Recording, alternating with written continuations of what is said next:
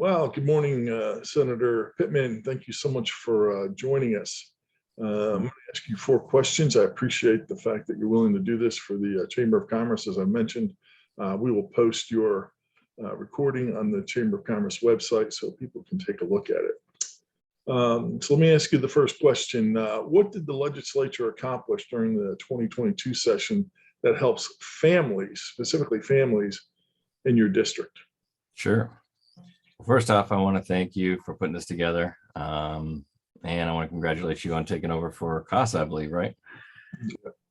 Yep. I know my wife has been the president there for 4 years, and it's a great organization helping the abused kids out there. And I appreciate you stepping up in the community to do this as well as that CASA position. So yeah, I'm Senator Jeff Pittman.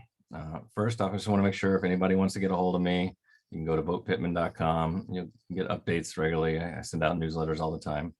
Get that out of the way. You know, when you talk about what the legislature did for families, particularly in my district, I know one of the top things that I can really hang my hat on that I'm super proud of that we did this year was it's all around axing the food tax. I've had people come up even last week at the Juneteenth celebration, and they said, "Hey, were we able to pass that food sales tax, and when does it come into effect?" And when I say food sales tax, I mean getting rid of the food sales tax, the state's portion of it.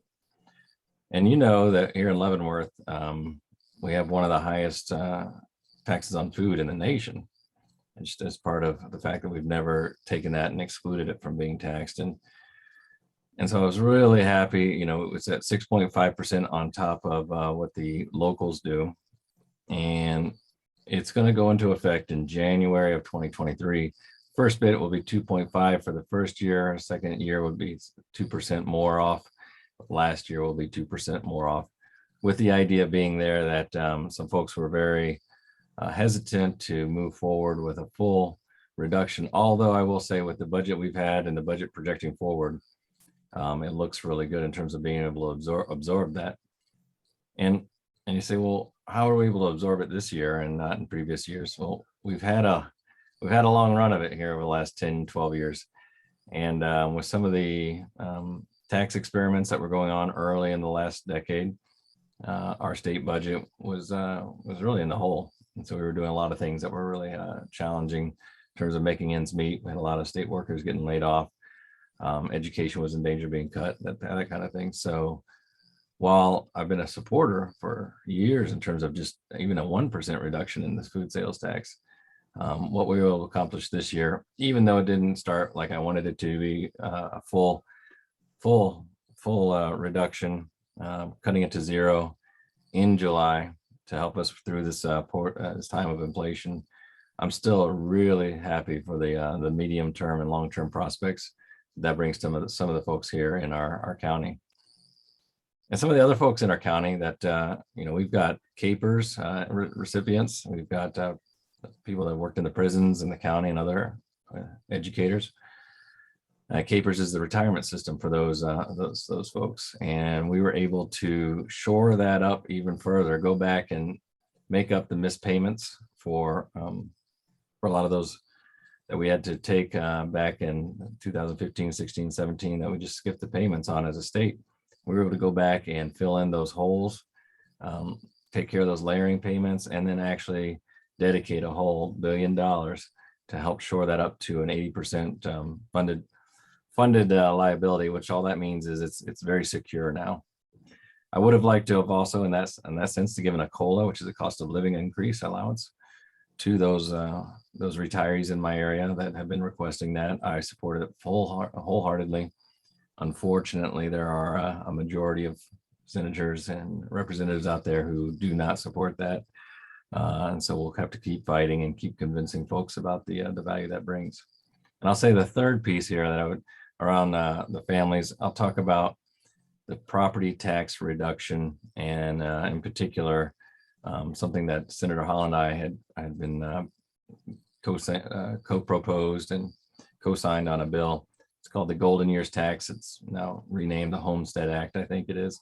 And what that does is it freezes property valuations. And we know here locally, we're being hit with a lot higher valuations on our properties as the real estate market is really hiked up.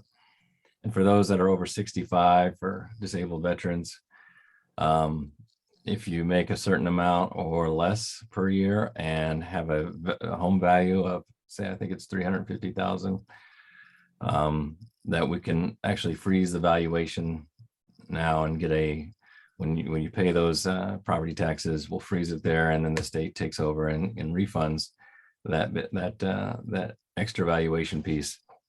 And what that does is give certainty to the folks that are on a fixed income, that don't have a lot of prospects in the future for maybe working out in the workforce again. And like I said, the other thing is we, on the state level on the property taxes, we took the state's portion of property taxes, which is for education. There's a 20 mil or portion that goes to education funding from all property taxes. We raised the amount that's valued on from 20,000 to 40,000. So the first 20,000 used to not get hit with that particular levy, and now we raised it up to 40,000. So there's 40,000 now. And so what that effectively does for citizens in my district is they have less property taxes that would be going to the state.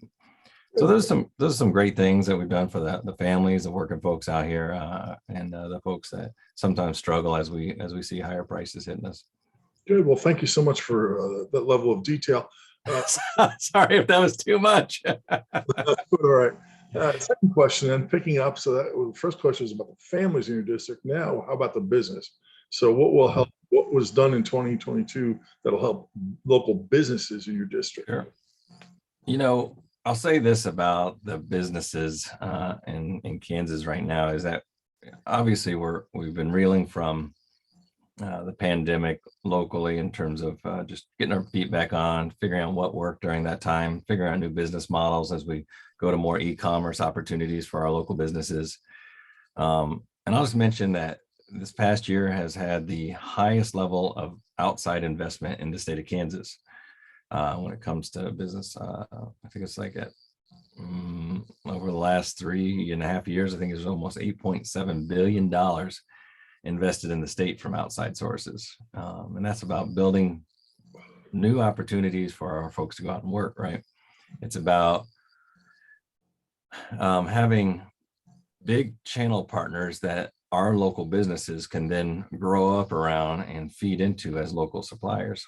It's about having more opportunities out there. So in terms of businesses across the state, we've incentivized them. You know, we had an Apex bill out there to incentivize a major new type of production into the state of Kansas. It's still neck and neck with Oklahoma. I was very proud to lead my side of that fight for incentives to bring in this mega business, if you will, to develop that ecosystem of supply network around inside of Kansas. But when we look back towards our local businesses, one of the things that we just passed at the very end of our session was a $50 million fund to help pay back those businesses that were shut down from the pandemic and had to shut their doors because of safety protocols that were put in place. And so what that is places like, I don't know, barbershops and other restaurants and things like that might have had a big hit to their bottom line. And if they weren't necessarily able to take advantage of the PPP loans out there because they weren't able to get in, this fund would allow them to have some reprieve, some funding for that. So that helps those businesses recover. That helps those businesses reinvest and maybe redefine themselves. And then for, one of the things that I think would really help, I mentioned this last week during a forum, our local businesses that we did not get to and that we totally could have funded was Medicaid expansion. That's been something that I've advocated for. It helps lower end workers get access to some kind of medical care. And why that helps our local businesses is that it develops a workforce that keeps them healthy and brings more people into the workforce that may not be able to participate. It also allows our local businesses to have a competitive edge when a lot of our folks might go to bigger businesses that offer a nice benefits package, something you and I might see as standard. But maybe if I'm working at a a local fast food restaurant or something like that, or I'm holding down 2 jobs, I might not be getting benefits. And sometimes that's an attractive package for certain workers. And so I still think we can bring that together. There's a huge incentive. We've given up on nearly $5 billion of federal funding to help support that. I see it as a workforce development that can actually help our local businesses. So two positives and a thing, an aspiration that I'm still working towards. Good. Well, then the third question is maybe a summary of both of those. What are the tangible results that you expect to see in the district as a result of your legislative work? Wow, dollars and cents. Tough one. Well, I mean, a tangible one is that what I'd like to, I mean, from the work we've done, I don't have a dollar amount on the amount of frozen, from that Homestead Act, on how much that actually means to the county. I should have dollarized that beforehand, but I don't have that. I don't have that in my pocket. But that means that, there's going to be a certain dollar amount that people will save in terms of property taxes. At a $50 million budgeted amount for the businesses, for those businesses affected, that's definitely going to be, it could be up to the $1 million mark for our local folks, given that we're the 6th largest county here. When I look at investment from, say, the transportation department, we've seen millions of dollars. I know that I helped co-sponsor or support, broadband expansion here to the tune of $1.9 million in the county. And there's a series of other projects that, being on transportation committee, having others in the area on transportation, advocating for Leavenworth County and Wyandotte County, which I also represent, we've been able to track a series of grants to this area to help support new business development, infrastructure, and other things like that. So I think, and honestly, I'll point out one other, given that you're asking for metrics, I know there's one solid one I can point to, and that's the impact aid redefinition. So as part of our education funding, we were able to fully fund education locally. And that's significant given the challenges we've had. But one of the things that we were able to package into that was the way we handle federal impact aid. And as you know, we've got Fort Leavenworth here in the area, and federal impact aid goes to areas that have bases or federal property to make up for the lack of property taxes. And the way it was working before, to keep everything equal between our different districts across Kansas due to the constitutional law put in place in the 60s, we've divided that money. We've taken that money away from Fort Leavenworth and then given them back 30% of that.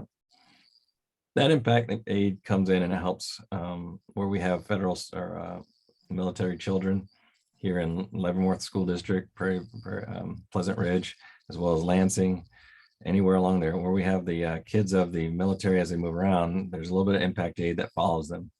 So we're doing the same thing there. We're going to have that money now, all that money kept in the districts where it was intended for. And that's going to be millions of dollars of impact per year here in the local area. It's something that I worked on. And I know with Senator Longbine, he's Republican down south of here, that has a lot of impact aid because of Geary County and these kinds of things. But so we've had some definite dollar impacts in terms of bringing money and dedicating it to services here for sure. Excellent. Well, the final question then, what will you be doing now that you're after the legislative session? What will you be continuing to do to serve your voters? Sure. Well, like I was telling you before, I'm a supply chain engineer, and then I'm a senator. It's a citizens legislature. So, we meet from January and basically end up in around the April timeframe. And what that means for me is that I'm now dedicating, I work with my family. We get really busy as a senator, so sometimes we have to reinvest in our family relationships and as well as working in supply chain. And I'll continue to do that to, help companies be successful in the supply chain space. When I talk about serving the community, we make our presence known and we get out and understand I get to out and understand what's going on around me, talk with individuals, do forums as I've been doing over the last, ever since we adjourned from the session, getting out into different forums, different public meetings, working with different groups. I'm also on a series of interim committees. And those interim committees include the committee that's modernizing the unemployment insurance system, which was so badly hit over the last couple of years. We've got a joint security meetings, and that deals with security, both physical security, like at the Capitol, as well as cybersecurity, and we're meeting on that. Joint technology committees. You know, my background is technology, so I'm a leaned on resource in the Capitol for that kind of thing, and looking at it. How does the state handle security? How can we better secure, as we're seeing more and more attacks on our counties, our cities, as well as even private entities out there? What can we do and do more of? And then also, how do we better invest in our own technology so we can better service the state in a more efficient way? One of the challenges the state has is sometimes it's very divided and siloed across agencies, and really looking at how we can architect a solution, working with different stakeholders out there to, you know, over the next 5 to 10 years, consolidate the way we think about technology, make sure we're in a common architecture, utilizing common providers, and providing a more consistent face of government to each of our individuals out there through whatever means they're interacting with the state. And often that's through some kind of portal or through some kind of a technical aspect of that. So I'll be doing that, as well as a number of other interim committees. We call them interim because the committees occur between our sessions. And I'll be dedicated to that, and really just generally working with the community as I've continued to do. There's a little less interim committees because of the elections going on, as you know, and I'm just looking forward to seeing how this election plays out and seeing what kind of messaging goes on out there. I hope that I intend to be one that likes to unify and work towards solutions inside of a community, and I hope that other candidates will take that approach and not be of a divisive nature as they talk about why they should be the ones that are elected. So that's one thing I've got my eye on. Well, for some reason, I'm losing the You still signal. there? Yeah, I'm still here, but unfortunately, it's the signal. Did I fade out? Just a little bit, but Oh no. we're about to run out of time anyway. But I want to thank you, Senator Jeff Pittman, for being in the interview today and sharing so much information with us. And I'm sure I'll see you around the community here shortly. Absolutely. I'm looking forward to it. Take care. Thank you so much. All right. Bye-bye.